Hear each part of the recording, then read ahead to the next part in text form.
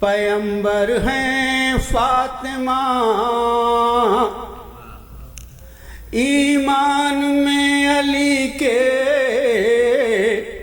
برابر ہیں فاطمہ، ایمان میں علی کے برابر ہیں فاطمہ، حضور ان کے یہاں خزانہ تطہیر کیوں نہ ہو، 11 امام بیٹوں کی مادر ہیں فاطمہ۔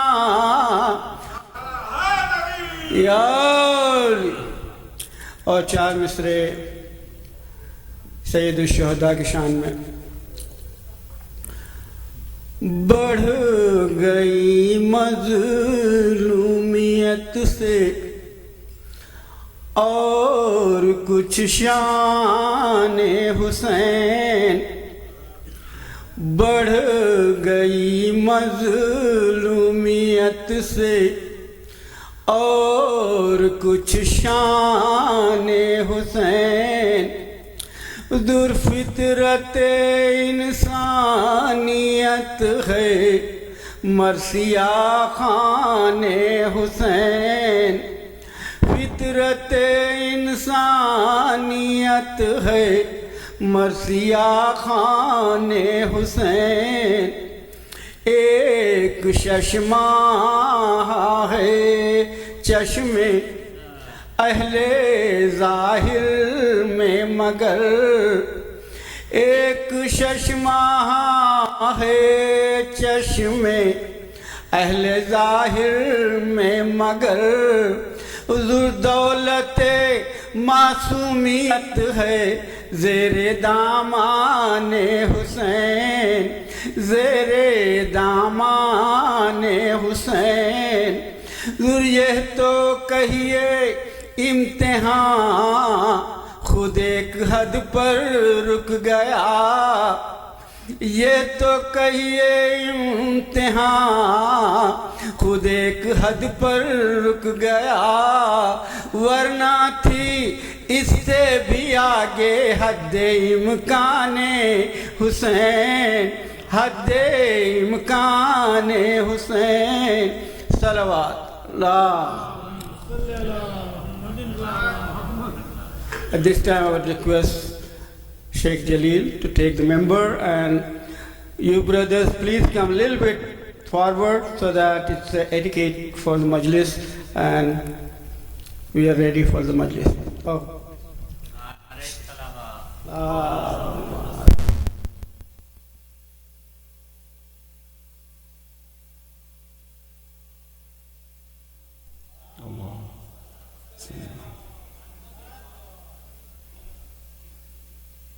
أعوذ بالله من الشيطان اللعين الرجيم. بسم الله الرحمن الرحيم. الحمد لله رب العالمين، ثم الصلاة والسلام على أشرف الأنبياء والمرسلين، حبيبي وحبيب إله العالمين أبي القاسم محمد، اللهم صل على محمد وآل محمد وعلى أهل بيته الطيبين الطاهرين المعصومين الذين أذهب الله عنهم الرجس وطهرهم تطهيرا، اللهم صل على محمد وآل محمد. قال الله العلي العظيم في كتابه الكريم: بسم الله الرحمن الرحيم. ولما بلغ أشده واستوى آتيناه حكما وعلما وكذلك نجزي المحسنين. صدق الله العلي العظيم. صلى على محمد وآل محمد.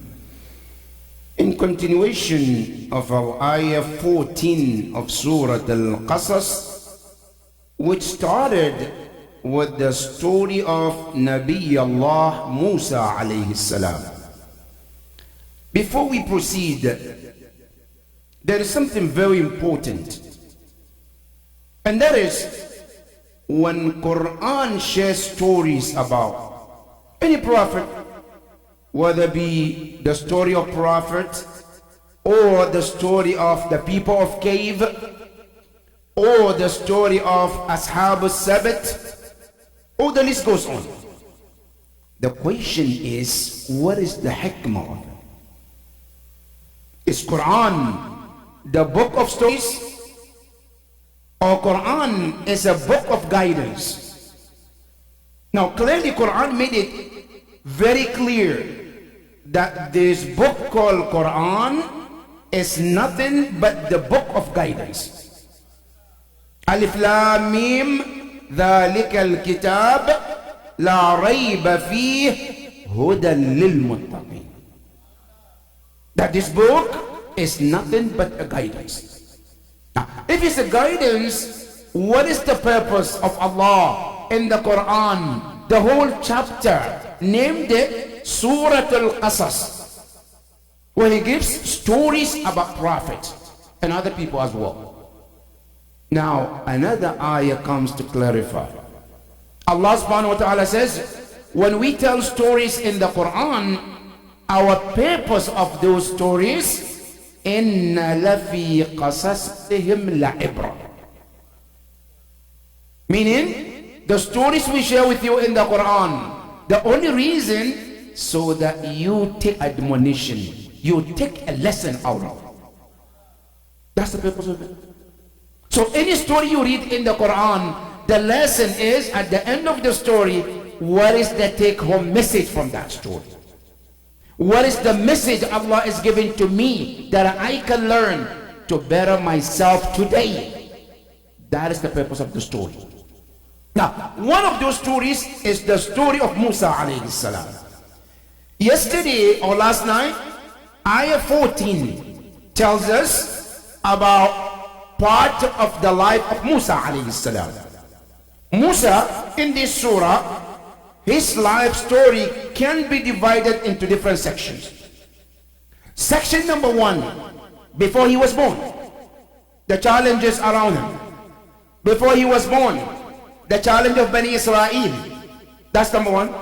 Section number 2, during the time of his birth, the challenges around his birth. And don't forget, there are 4 important people around the life of Musa alayhi salam. Who are they? 4 individuals who played a big important role in the life of Musa alayhi salam. Number 1, the first important person in the life of Musa was his mother. That's number 1, who played a big role in his life. That's 1. Number 2, the second important person who played a role in the life of Musa was the lady who helped the mother of Musa to deliver Musa alayhi salam. What was her role? She was the first one to come to know that the mother of Musa was pregnant, and she was working for Pharaoh. But for some reason, she was cooperating with the mother of Musa against Pharaoh, who she's working for. And she told the mother of Musa, I am working with you, and anything I do is going to stay between you and I. Nobody's going to know. Until the day Musa was born, she was coming out of the house after Musa was born. Nobody knew that Musa was born except the mother and the sister and her. And the soldiers of Pharaoh met her. What do you do in this house? Is any baby born? She said, no, I just want to visit. I have no information about anybody who was born. She refused to inform the soldiers of Pharaoh about Musa, to protect Musa alayhi salam. Now, that was the woman number 2. Number 3, another woman also, who is the sister of Musa alayhi salam, who was the one the mother asked her to follow the box and make sure that she brings the news what happened to Musa alayhi salam after she dropped him in the river. Good. That was number 3. Number 4, Another woman is the wife of Fir'aun, Asiya bint Musahib, who also played a big role in their life. Now, all of these are women, right? But there is one man also who is also played a big role in the life of Musa alayhi salam, and he was the only man, and that was Fir'aun too, who was an enemy, but he played a role in the life of Musa, not knowing he is preparing his enemy against himself. In his mind, I am just taking care of a son or a baby, but not knowing this is the baby or the child who will come and overthrow me. So Musa alayhi salam, these 5 individuals played a very important role in his life. Good. So after Musa alayhi salam reached to certain age, which Quran said, وَلَمَّا بَلَغَ أَشُدَّهُ وَاسْتَوَى, Allah said, آتَيْنَاهُ حُكْمًا وَعِلْمًا. Then the end of the ayah, Allah said, وَكَذَلِكَ نَجْزِي الْمُحْسِنِينَ. This is the part of our tafsir tonight. Allah subhanahu wa ta'ala, after he talked about Musa becoming a man, he's now getting into the field to do what Allah asked him to do. Allah subhanahu wa ta'ala said, وَكَذَلِكَ نَجْزِي الْمُحْسِنِينَ. This is how we, Allah, we reward muhsinin, people who are kind people. Question: up to now, what did Musa did to show that he was kind man? From the Quranic point of view, no story was ever mentioned that Musa did to become a kind. But Allah says, وَكَذَلِكَ نَجْزِي الْمُحْسِنِينَ.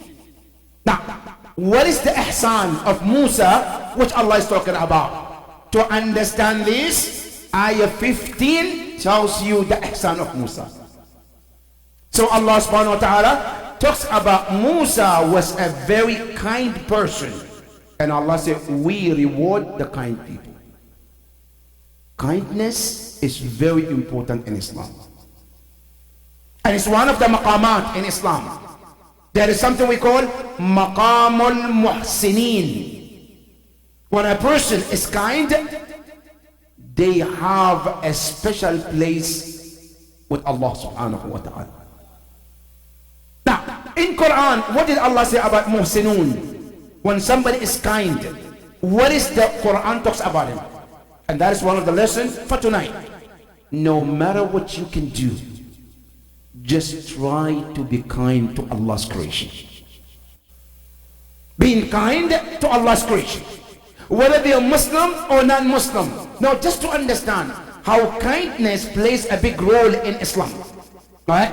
When you look the story of Nabi Allah, our Prophet Ar-Rasul sallallahu alayhi wa alihi wa sallam. You know Rasulullah and the battle that he fought the disbelievers.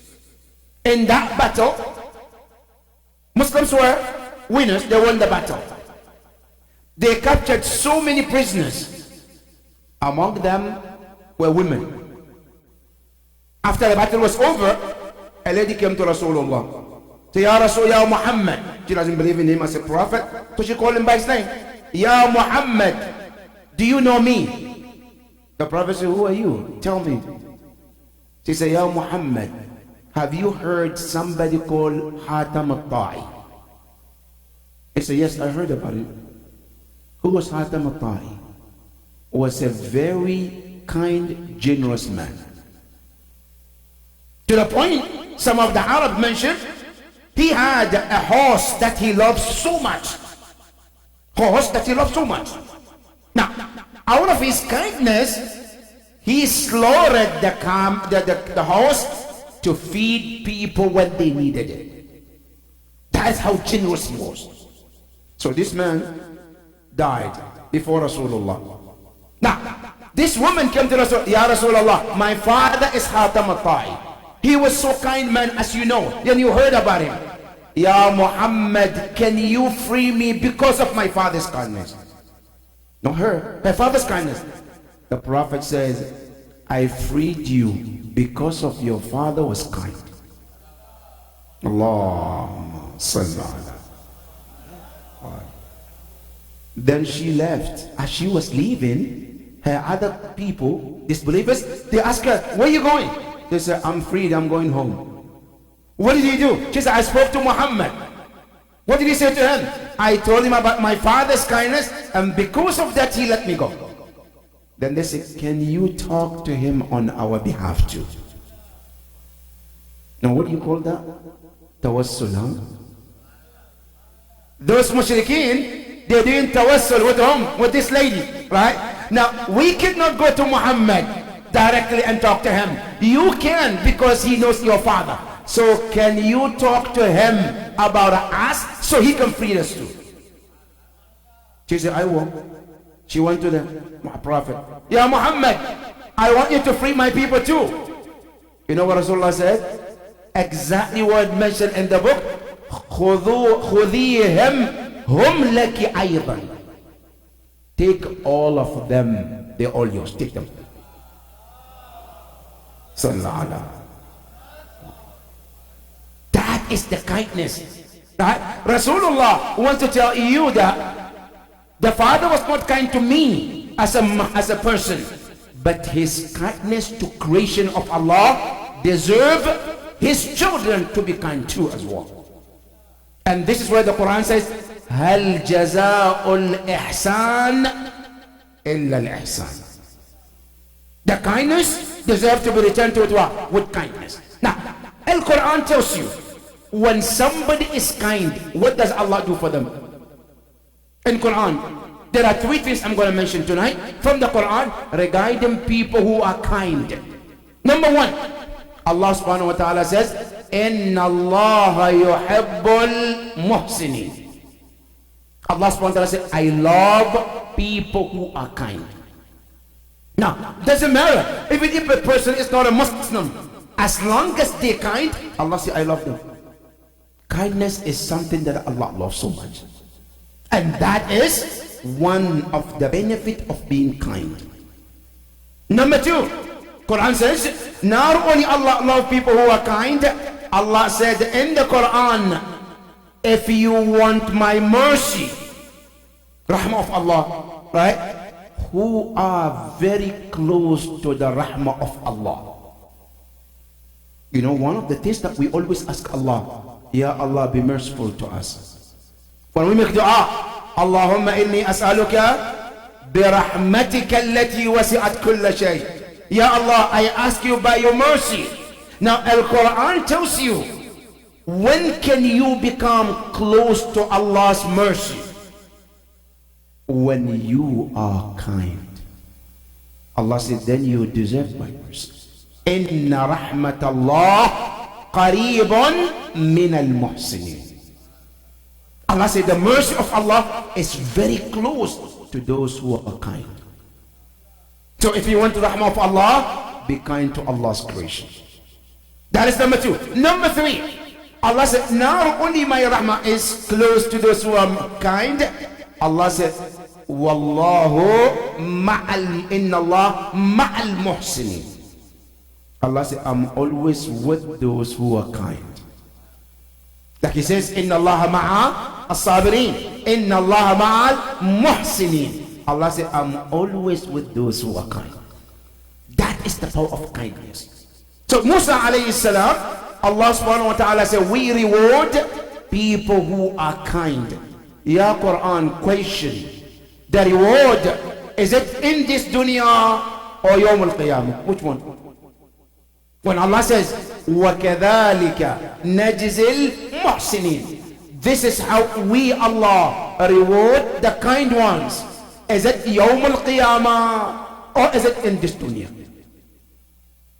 Quran did not mention whether it's in dunya or akhirah. But the ulama al-tafsir, they say whenever Allah generalizes something, it means both dunya and akhirah. Allahumma salli ala. Meaning, وَكَذَلِكَ نَجْزِي الْمُحْسِنِينَ. Allah rewards the muhsin, the kind person, in this dunya first, before Yawm al-Qiyamah. It doesn't have to be only Yawm al-Qiyamah. Even this world you will see the reward of the kindness.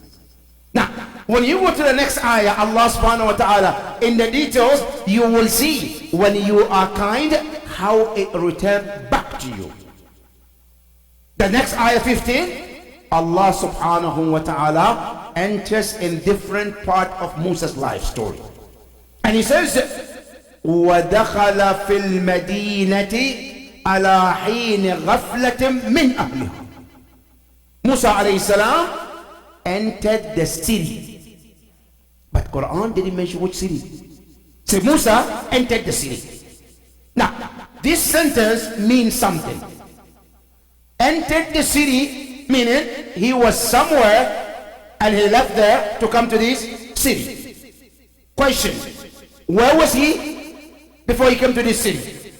And why did he enter that city? Here there is a deep history among the Mufassirin.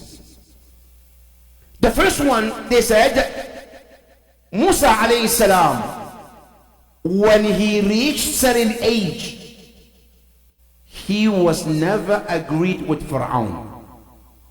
They always bump into heads together. They always don't see things eye to eye. Why? Because Musa alayhi salam, he sees Pharaoh being unjust, oppressor. So Musa, what does he do?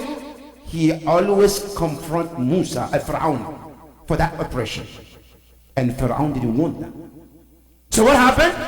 At some point, Pharaoh told Musa, you have to stay away. I'm not going to kill you. I'm not going to prison you, but I want you away. So Musa alayhi salam stayed away from Pharaoh, but he comes time to time to the city, and the city is the Egypt city, Misr. That is tafsir number one. Tafsir number two, they say no. When Musa's mother took him to breastfeed, she kept him with her in her house.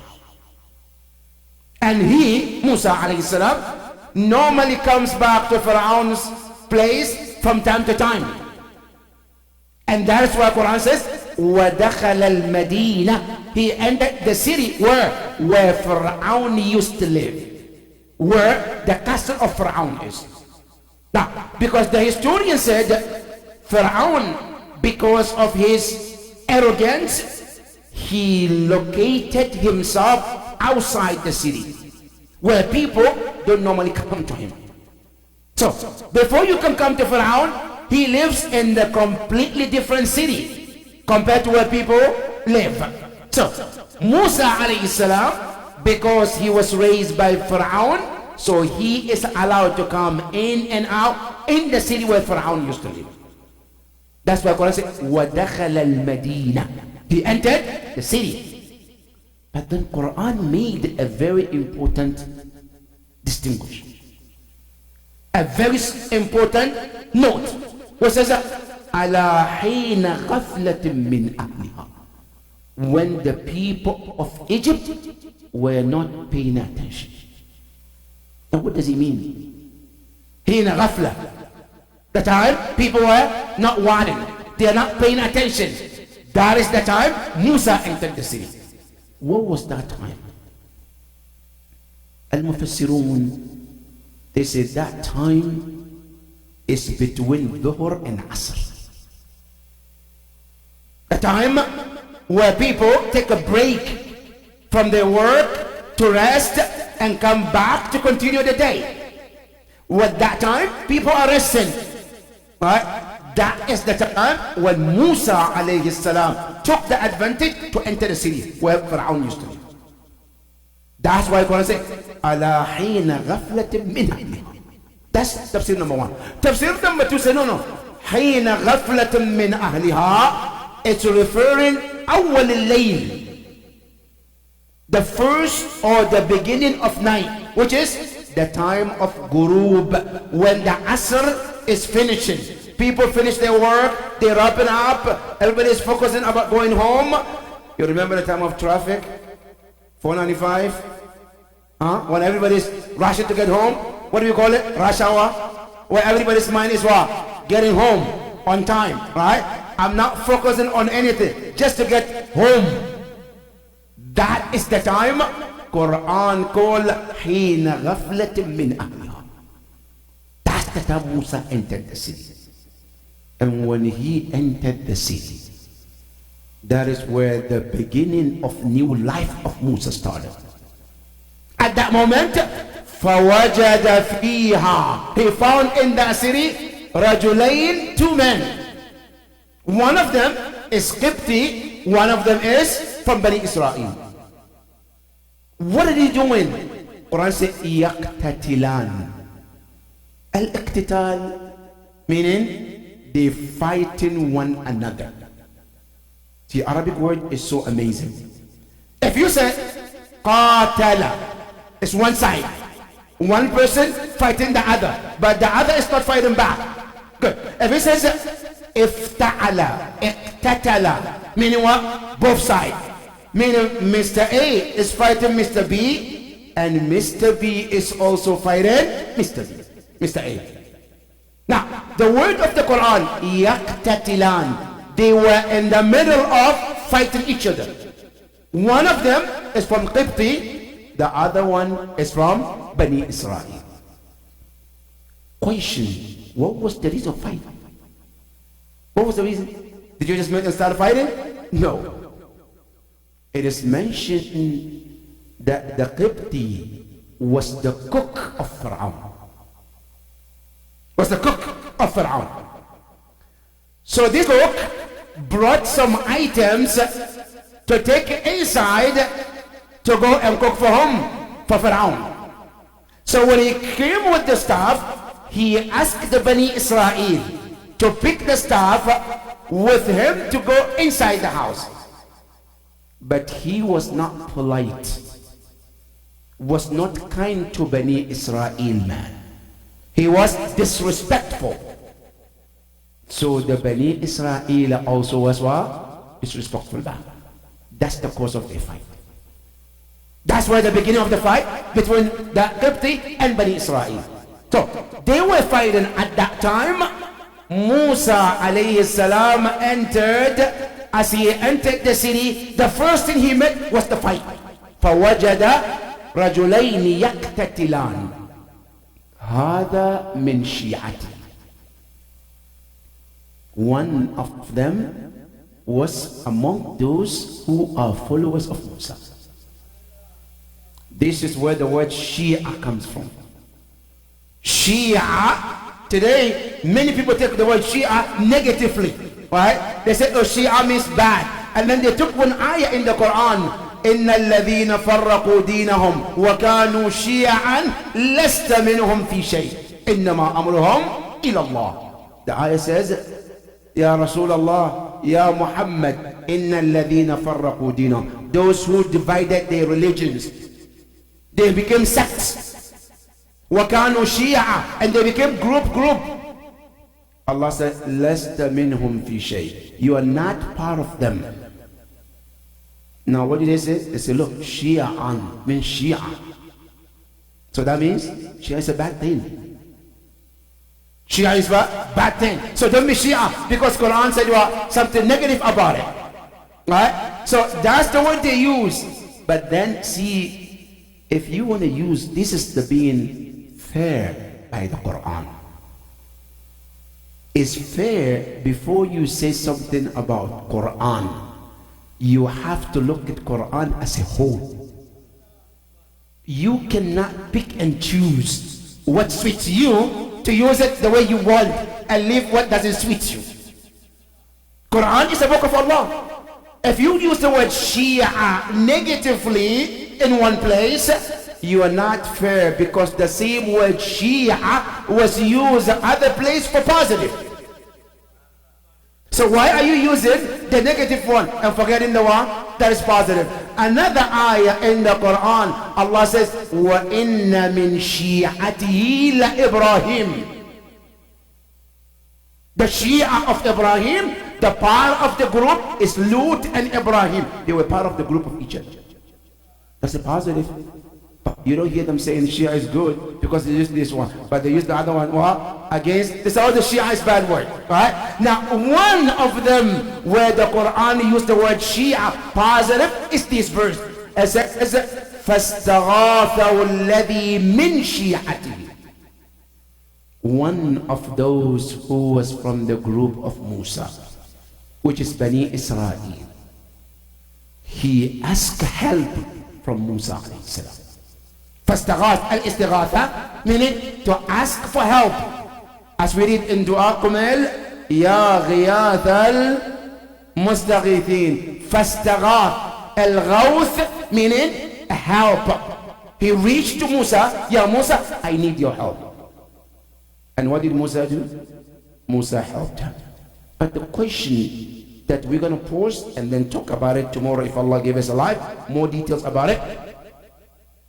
Did Musa alayhi salam started a Shia? Did it a group before all of this? Or what happened? Now there's a story in Qisas al-Anbiya where he mentioned how the whole thing started. Where Musa started to have Shia, his group. How did he start it? It didn't start one night. Before Musa alayhi salam came back to the city of Egypt, the people, they already formed a group for a reason. Now, what is the reason? We will talk about it. But the point is, Musa alayhi salam was reached out by what? By one of the people who was from the Musa's people. And he asked Musa for help. And Musa did what? He did exactly what he was asked. And that incident turned the life of Musa from one thing to another. Now, question. In Islam, is it okay for a person to ask somebody for help? Or we have to ask only Allah? Because one of the Wahhabi mentality, they said it's haram to ask someone for help.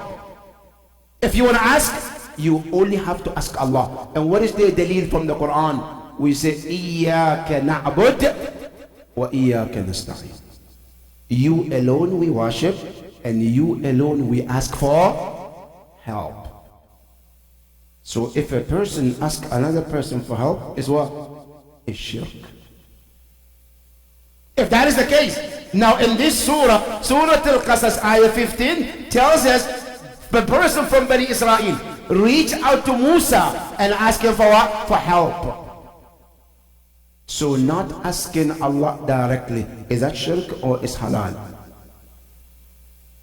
Now I said, our imams taught us it's absolutely okay to reach to someone and ask them for help.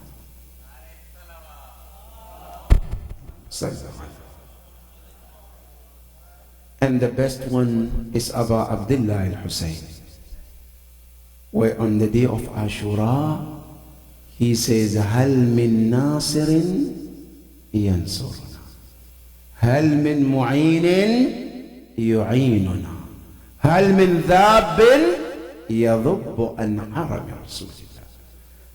Imam Hussein on the day of Ashura, after all his companions were murdered, he looked right, nobody left.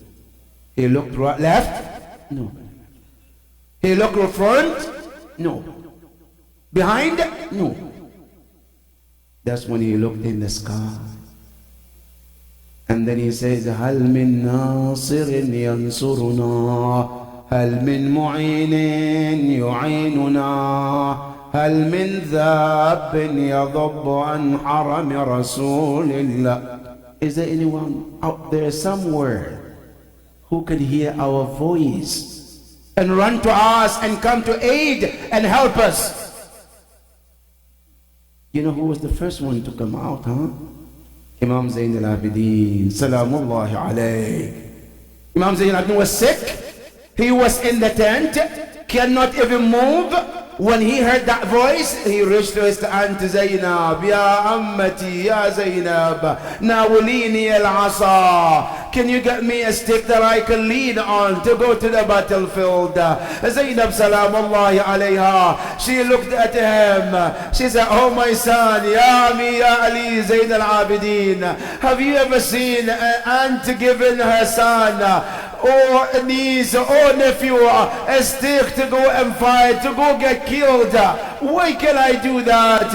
Oh my son's brother, the son of my brother. Imam Zayn al-Abidin responded to her. He said, Alam tasma'i qawl al-imam. Didn't you hear my father, my imam? What did he say? I heard him calling Hal min Nasir yansuruna. I have to respond to that call. Zainab salamullah alayha, she gave him the stick. Imam Zayn al-Abidin, as sick as he was leaning, walking towards the battlefield. All of a sudden, Imam Hussein saw him. He rushed towards him. Bunayya Ali, irja. My son Ali, this call is not for you. This is for others. You return back to the tent. Ya Abu Abdullah, why not him? He says, Allah yanqata nasla Rasulillah biqatlika. Ya Ali, Ya Zayd al-Abidin, you are the one to continue the lineage of Rasulullah. If you get killed by any chance, لا يكون هناك سلالة من سلالة رسول الله. There wouldn't be lineage of anybody from Rasulullah. Irja. Imam Zayn al-Abidin, he returned back to the tent, but very broken hearted, crying for not being given the chance to go and serve and be with his father Imam Hussein alayhi salam.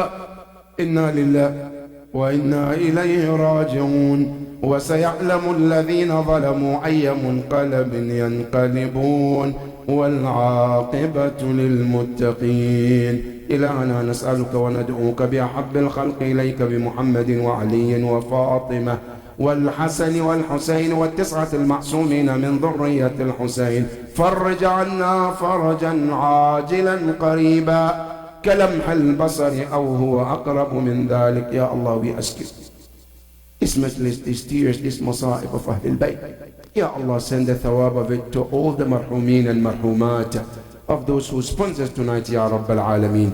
May Allah send the thawab of all of these to your marhumin and marhumat as well, Ya Rabbal Alameen. إلى أرواح المؤمنين والمؤمنات ومن مات على الإيمان ومن مات على ولاية علي أمير المؤمنين وإلى شيعة أهل البيت عليهم السلام. رحم الله من قرأ الفاتحة مع الصلوات. سلام.